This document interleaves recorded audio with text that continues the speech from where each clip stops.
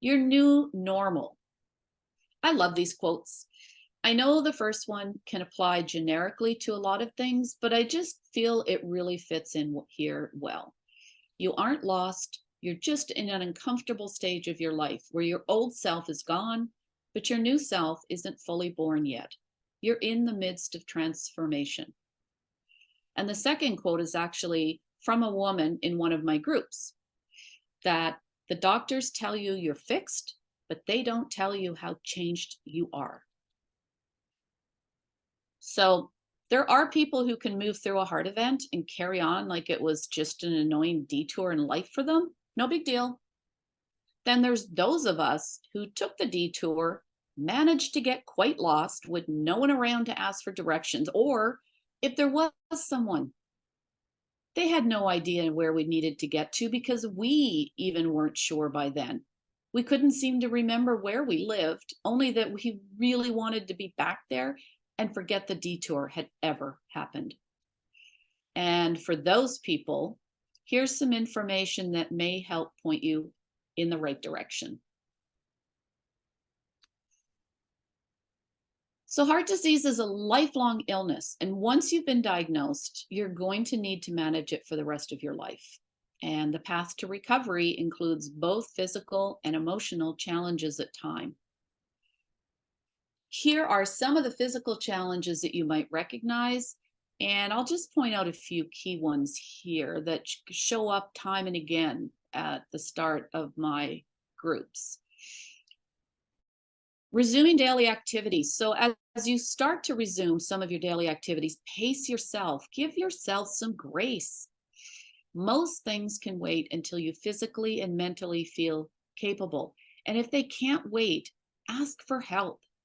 You know, when I had my bypass surgery, I was one of the people who just had a really painful sternotomy. Some people, it's like it never happened. For me, it was painful and it ached and it hurt for quite a few months. So I would call somebody and say, hey, why don't you come over for coffee and come visit? And then an hour before they came, I'd go grab some laundry, bring it down because the dry laundry wasn't too heavy or hard to handle. And I'd get a load of laundry started, and then they'd show up and I'd be like, oh, well, you know, as long as, would you mind just taking out the laundry? Because it's really heavy and it's, you know, hurts when I'm trying to pull it out. I'd really appreciate that. And then if I got really lucky, they'd say, well, I'll just stay until it's all dry and I'll take it all the way back upstairs for you. And that was like, score. So use your imagination, use your creativity, find ways to get the help that you need. Sleep patterns. Our sleep patterns are often messed up after a traumatic event, and even more so when we're napping in the daytime because we're tired, because we're not sleeping well at night, and then it just becomes a thing. So if you're napping in the daytime and still sleeping well at night, that's fine. Your body is healing. And by the way, do not feel guilty that you need extra sleep during the daytime, as long as you're sleeping well at night. I think it was months before my body finally petered out and I realized, oh my gosh, I went a whole day. I went a whole day and did not have a nap. I was so excited. It easily had to be over 3 months before that ever happened. So don't worry about it. Your body is healing and you need to have that. But if you're napping in the daytime and not sleeping well at night, that's not good. So try doing a soothing ritual for yourself at night to prepare your mind and body for sleep. Have a warm shower or a bath. And journaling is really a great way to get things out of your head and onto paper. Journal, just put it all out there. What happened, what's going on, what you're afraid of, what you went through. Just dump it all on the paper and say, fine, I will worry about you tomorrow. You are not going to be a part of my night. Try drinking a soothing herbal tea to help relax you. Some people like to listen to music or rain sounds or whatever. But a ritual at night can signal to your body and mind that it's time to shut down for rest and repair. Medications. Oh my gosh, many of us need to start medications and we've taken maybe vitamins and suddenly we've got all these medications to do. I think I started out with like 8 pills or whatever it was, and it was just overwhelming. And then it gets confusing as to what we need to keep track of, when we need to take it. So pill boxes can be helpful. A lot of pharmacies will do up some blister packs for you for free. So take in the morning, take at night. You don't even have to worry about it. They do all that work for you. It's just that it's so important to take your medications on time and as prescribed. They're there for a reason. And yes, there may be some side effects, but sometimes we just have to learn how to figure out to live with those side effects if we want to continue living, because that's the only reason that we're on these medications. They're doing something for us. Exercise. By participating in a cardiac rehab program, it's an excellent start on your way to physical recovery. But once you're out of rehab, the next step is to figure out a plan to keep exercising regularly and keep your heart as healthy as possible. Air travel. This is an interesting one because a lot of people want to start traveling again after they start feeling better. You know, it's I had to give up a vacation, or I'm gonna take that vacation of a lifetime I always said that I would and I hadn't got around to, or I want to go see friends, whatever. I just want to travel. And that's fine. But keep in mind that navigating through a busy airport with luggage or sitting in a cramped plane for long lengths of time can be really stressful on our bodies. So you need to make sure, especially on the first airline trip that you're going to be taking afterwards, make sure you talk with your doctor to make sure that you're safe to travel. And you may need to make some accommodations for your health. For example, I know for some patients, they've been told, no, you don't get to do a 12-hour flight. The cabin pressure will not be good for you, but you can do 4 up to 5 hours, and that's all I'd really like to see you do. So that's the compromise that they're having to make. And don't forget about travel insurance. So keep in mind that most insurance agencies will not provide out of province or out of country medical insurance earlier than 90 days after a heart attack or a change in your medical treatment. And I think for my bypass, I believe it was 6 months that I had to go and make sure that I had my doctors okay to travel before they would give me anything. Recovering is more than just getting better physically.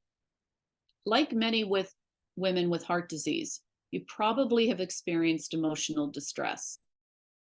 And I found that with the women in my groups, emotional recovery can be more difficult than the physical part. So you may feel or have felt several of the emotions that are listed on this slide. And a few of them that I run into a lot again in the women's groups is grief. And there's several reasons that you can be grieving.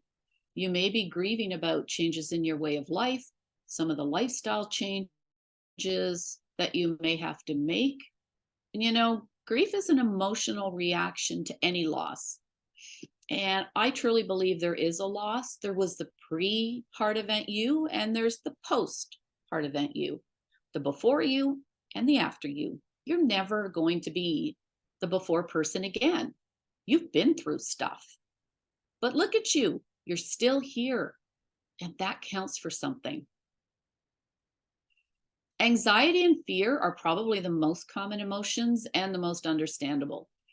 You're wondering, am I going to die? Will I have another heart attack? Am I going to be able to return to my job? Who am I now? And these worries are often made worse by physical symptoms, such as chest pain or fatigue while you're healing.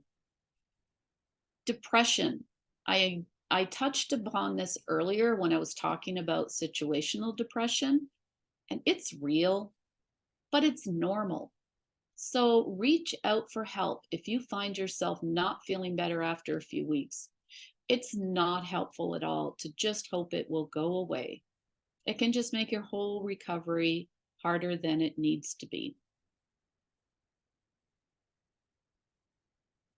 Loss of confidence.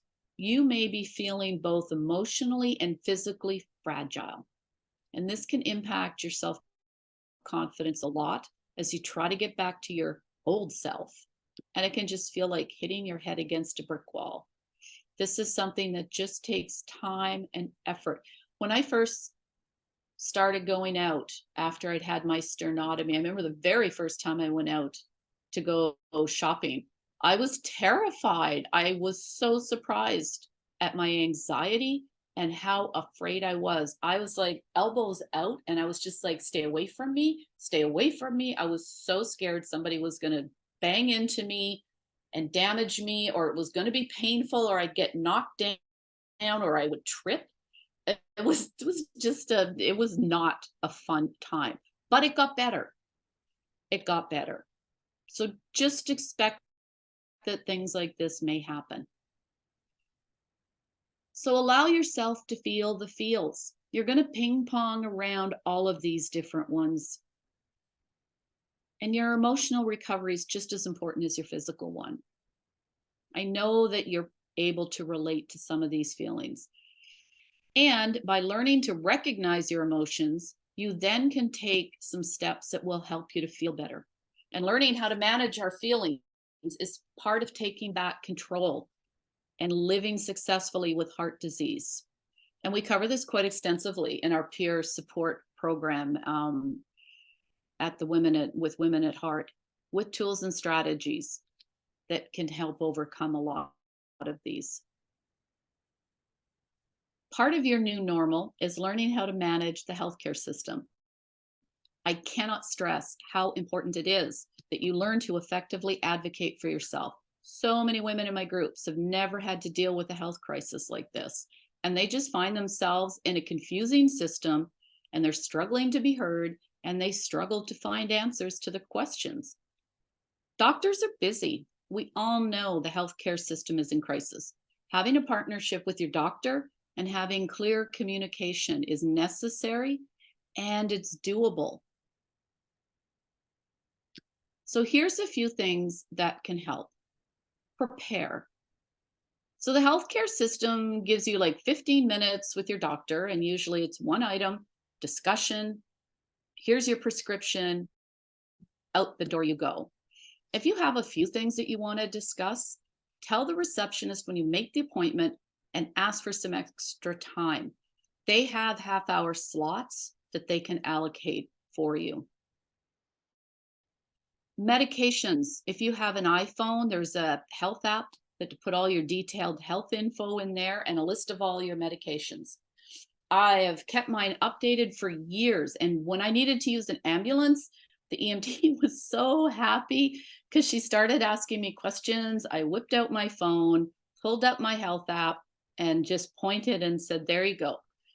And she was like, wow, look at this, it's all there. And she just spent the most of the rest of the ride just checking what I already had there and filling out her paperwork. And I didn't need to waste my energy trying to remember things when I wasn't feeling well. And I would also suggest that you have a paper backup somewhere in your house, on your person, or whatever, especially if you don't have a phone.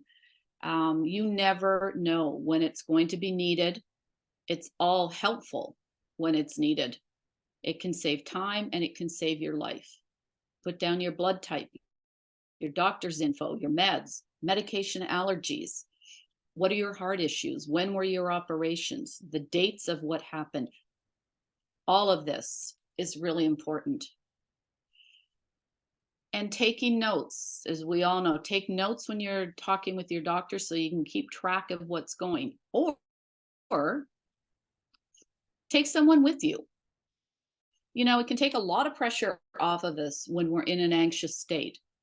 I've had instances where I've asked someone to be at an appointment, and I've even had somebody on the phone at an appointment to be able to listen and take notes, just because it was dealing with something that I knew I was anxious about. And when I get anxious, my brain just goes to mush and don't remember anything. So, definitions. Most of us don't work in healthcare. We don't do medical speak. Always ask questions if you don't understand, even if you have to have it explained again and again. It's their job to make sure that you understand what they're saying. You shouldn't have to go home and use Google to explain what your doctor said. And recap, make sure that you and your doctor are on the same page, especially when it comes to medications. I would trust my pharmacist over my doctor probably any minute of the day. But if I go to my pharmacist with a medication that's conflicting with a medication I'm already taking, that means I have to do all the work to go back to the doctor's office and get the script written up for something else. So make sure when you're recapping at the end to say, if it does include a new prescription, to say, does this interfere with any of the medications I'm already taking? It's just skipping a step. And follow up. Don't be worried or afraid of phoning the doctor's office to get some clarification. Nurses will have access to files. They can give you an answer if you just want to double check on something. They can even ask the doctor a question and get back to you. So make that call. Better to get it right than to be sorry that you didn't make the call. So here's the good one. This is seize the day, carpe diem. It's all about you. And as women, we often feel that we are here to serve others. And this shapes so much of our lives, that it lays the foundation for how we feel about ourselves and often what we think we deserve from others. So the irony of this is that it can cause stress that may increase our risk of further heart disease. So putting yourself first doesn't mean only caring for yourself. It also means having a realistic understanding that you are the locus of your control. Now, the locus of control means the degree to which you believe that you yourself, as opposed to all the external forces beyond your circumstances, have control over the outcome of events in your life. So if you do not believe you can reasonably take care of yourself, you're unlikely to be able to care for others. It's that old, put your own oxygen mask on first before you try to help others. So your new normal is, well, essentially the development of a new identity with your cardiac event. It's the acceptance of who you are today and not living in the past. Remember that whole pre-heart you and the post-heart you. So shaping your new normal with these questions can help define your new role and hopes for the future. I strongly urge you to consider these questions on the slide and take the time to find an answer to them. These questions create a sort of a living document, and it will change and shift as you move forward in your heart journey, but you need a plan. If you don't know where you're going, you're just going to wander around. And there's some great resources online to help you answer some of these questions and figure out your next steps. And speaking of resources, here's, obviously I'm a little biased, but I think this is a really great resource. And I'm just so proud to be a peer support leader for the Women at Heart program. I just love watching as women learn and bond and share as they support each other in their new normal. So if you're interested in joining the Women at Heart peer support program, we'd be very happy to have you. So yourheart.ca will give you a lot of information in general about women's heart-related issues. And if you're looking for the programs specifically, if you go to yourheart.ca and look under programs and services, the Women at Heart program is where you will find us. And here's just a couple of an outline, of the session topics that we will cover. It's about 4 months long. It is free. It is done by Zoom. We start off doing it weekly, and then we go to every 2 weeks.